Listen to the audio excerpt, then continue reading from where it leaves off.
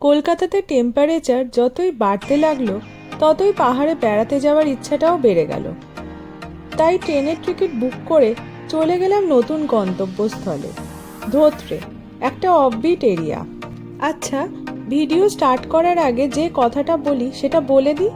আমার চ্যানেলটা এখনও সাবস্ক্রাইব না করে থাকলে চ্যানেলটা এখনই সাবস্ক্রাইব করে নাও আর পাশের বেল আইকনটা ক্লিক করে নাও, যাতে আমি নতুন কোনো ভিডিও আপলোড যদি করি তার নোটিফিকেশন সঙ্গে সঙ্গে পেয়ে যাও। আর হ্যাঁ, আমাকে জানাতে ভুলো না আমার ভিডিওগুলো কেমন লাগছে কমেন্ট সেকশানে। আমরা পদাতিক এক্সপ্রেসে এনজেপি গেছিলাম। ট্রেন নাম্বার ছিল 12377, প্ল্যাটফর্ম নাম্বার 12তে এসেছিল। ট্রেন ছাড়ার সময় ছিল রাত 11:30 শিয়ালদা স্টেশন থেকে। 18ই মে শনিবার আমরা গেছিলাম। এনজেপি স্টেশন পৌঁছাবার টাইম ছিল সকাল 9:20 মতো।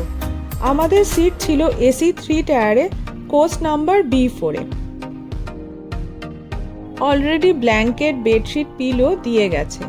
ওই দিন আমাদের একটা ফ্রেন্ডের বার্থডে ছিল। আমরা সবাই ওকে সারপ্রাইজ দিয়েছিলাম। ট্রেনে কেক কাটিং হলো, একটা আলাদাই ফিলিংস হচ্ছে। আমরা প্রায় 12টা-1টা পর্যন্ত গল্প করলাম। তারপর একটু টায়ার্ড হয়ে গেছিলাম। আমরা সবাই যে যার সিটে চলে গেলাম একটু রেস্ট নেওয়ার জন্য। ট্রেন আমাদের ঠিক সময় ছেড়ে দিল।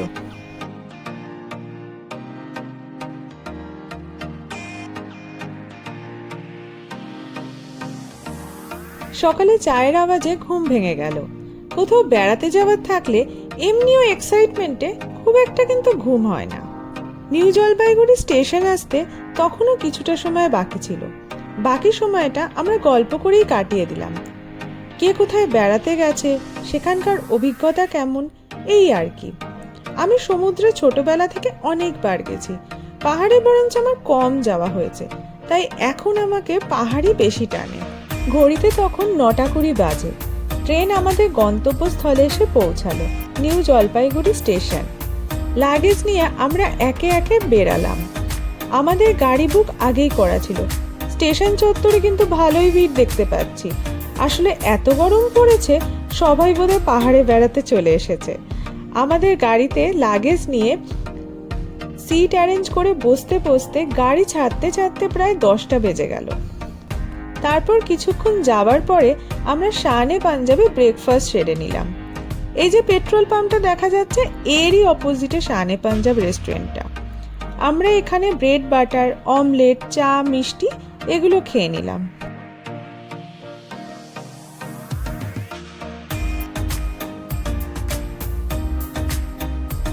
ধোত্রে পৌঁছতে এখনো অনেক দেরি।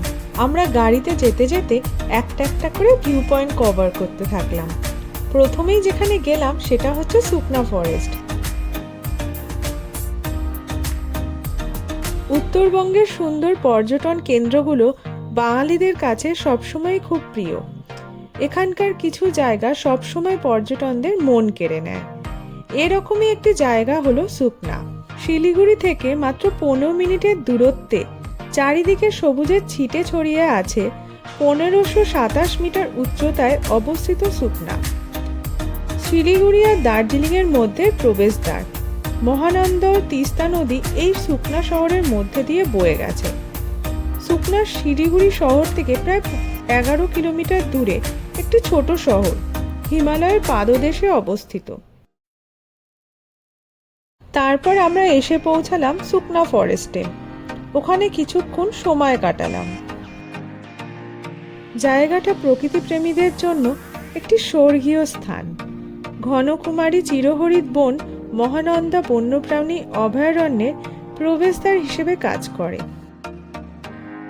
সুকনা ফরেস্টে কিছু ছবি তুলে আমরা গাড়িতে উঠে পড়লাম। চললাম পরবর্তী গন্তব্যস্থলের দিকে।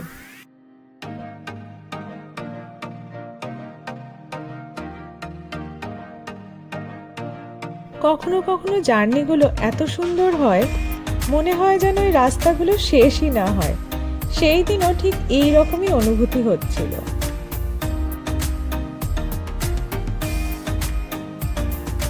দুদিকে গাছপালায় ভরা আর মাঝখান দিয়ে রাস্তা। আমরা গাড়িতে করে এগিয়ে চলেছি। দূরের ওই যে পাহাড় দেখা যাচ্ছে, একটু একটু করে যেন স্পষ্ট হয়ে আসছে।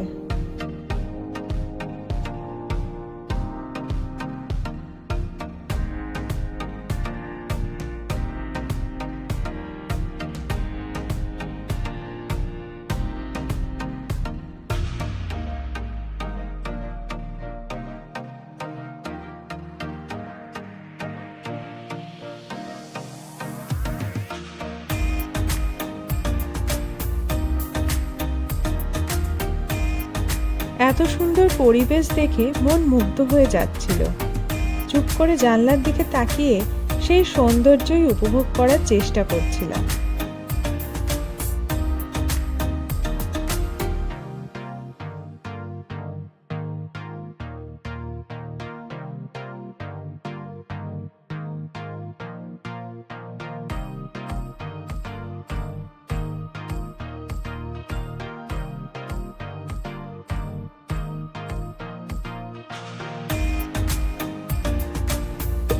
আমার চ্যানেলটা এখনো সাবস্ক্রাইব না করে থাকলে চ্যানেলটা এখনই সাবস্ক্রাইব করে নাও আর পাশের বেল আইকনটা ক্লিক করে নাও, যাতে আমি নতুন কোনো ভিডিও আপলোড যদি করি তার নোটিফিকেশন সঙ্গে সঙ্গে পেয়ে যাও। আর হ্যাঁ, আমাকে জানাতে ভুলো না আমার ভিডিওগুলো কেমন লাগছে কমেন্ট সেকশনে।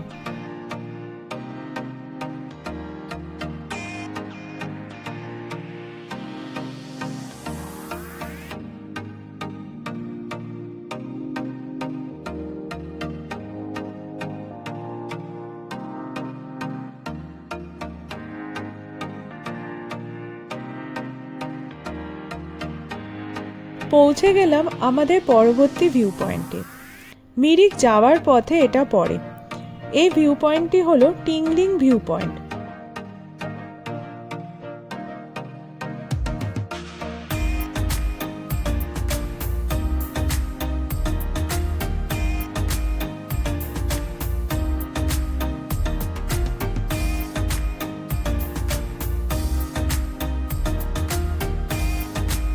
এখানে দেখুন লেখা আছে I love Mirik.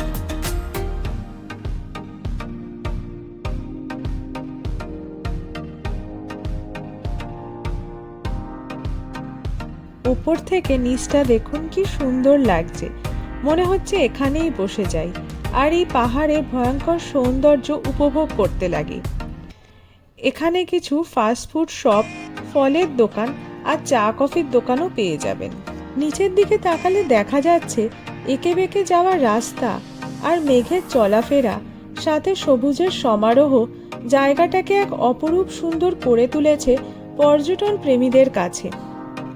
Tingling view point হলো দার্জিলিংয়ের জেলায় শান্ত পাহাড়ে অবস্থিত একটি ছোট পাহাড়ি শহর মিরিকের কাছে।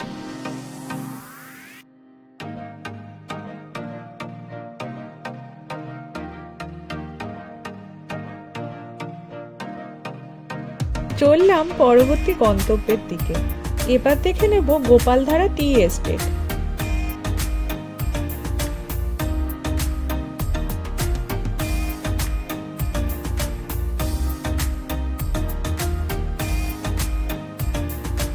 এখানে রাস্তার দুদিকে খুব সুন্দর আর অনেক বড় আকারে নানান রঙের গোলাপ ফুল দেখা যাচ্ছিল। শুধু গোলাপ ফুল কেন, আরো অনেক ধরনের ফুল দেখা যাচ্ছিল। আমার ঠিক সুযোগই হয়ে উঠলো না ছবি তোলার। আপনারা যখন ঘুরতে যাবেন অবশ্যই কিন্তু এটা লক্ষ্য করবেন। এই নানান রঙের ফুলের সমারোহ জায়গাটাকে কিন্তু আরো স্বর্গীয় করে তুলছে।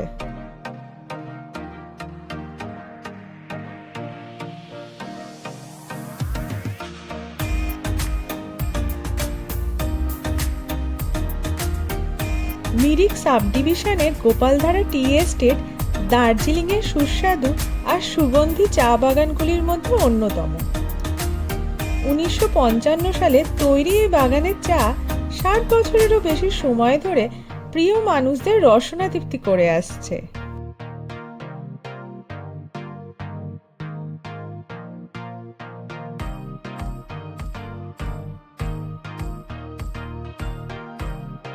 সারা পৃথিবী জুড়ে খ্যাতি এই চায়ের।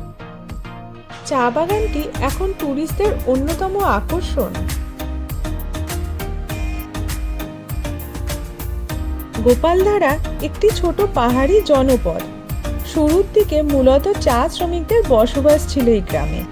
ধীরে ধীরে এই অঞ্চলের সৌন্দর্য আর সারা বছর মনোরম আবহাওয়ার কারণে পর্যটন মানুষের আনাগোনা লক্ষ্য করে এখন অনেকগুলো হোমস্টে তৈরি হয়ে উঠেছে।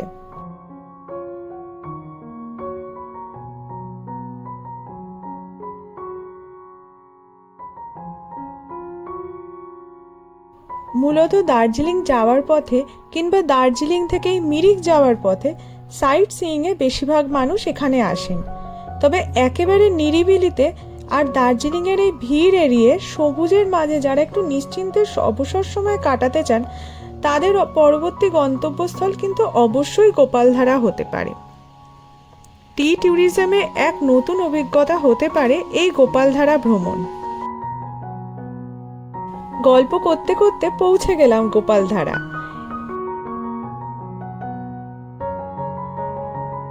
দেখতেই পাচ্ছেন পাইন গাছে ঘেরা চারিদিকটা কেমন মেঘে আচ্ছন্ন হয়ে আছে।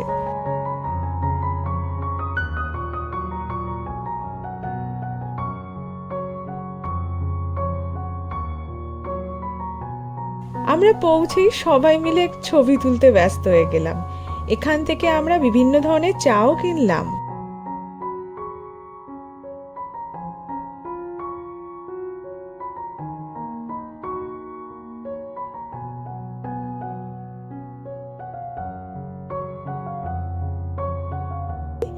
আমার চ্যানেলটা এখনো সাবস্ক্রাইব না করে থাকলে চ্যানেলটা এখনই সাবস্ক্রাইব করে নাও আর পাশের বেল আইকনটা ক্লিক করে নাও, যাতে আমি নতুন কোনো ভিডিও আপলোড যদি করি তার নোটিফিকেশন সঙ্গে সঙ্গে পেয়ে যাও।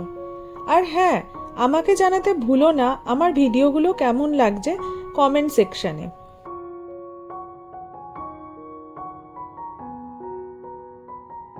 তখন ঘড়িতে 4টে মতো বাজে। আমাদের তখনও লাঞ্চ হয়নি। মানেভঞ্জন থেকে লাঞ্চ করব তেমনই প্ল্যান ছিল। অনেক বেলাও হয়ে গেছে, আবার সবার খিদেও পেয়ে গেছে।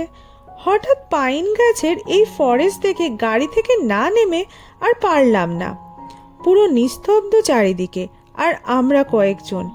এখানে একা থাকলে গা ছমছম করার মতো পরিবেশটা।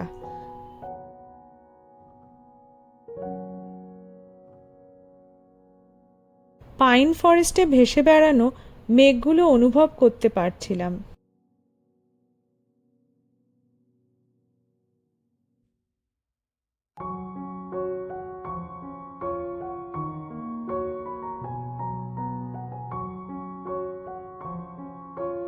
তারপর পৌঁছে গেলাম মানেভঞ্জনে।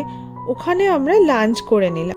আমাদের একটু দেরি হয়ে গেছিল বলে তেমন কিছু অপশন ছিল না, যদিও মোমো নুডলস এগুলোই আমরা সেদিন খেয়েছিলাম। এখানে কিন্তু যে কোনো সময় বৃষ্টি হতে পারে, তাই ছাতা ক্যারি করাটা কিন্তু মাস্ট। পেট পুজো হয়ে যাওয়ার পরে আমরা এগিয়ে চললাম ধোত্রের উদ্দেশ্যে। এখানে সাইডে রাস্তার কাজ তখনও চলছে। যখন আমরা আমাদের হোমস্টেতে পৌঁছালাম তখন প্রায় 6:30 মতো বাজে।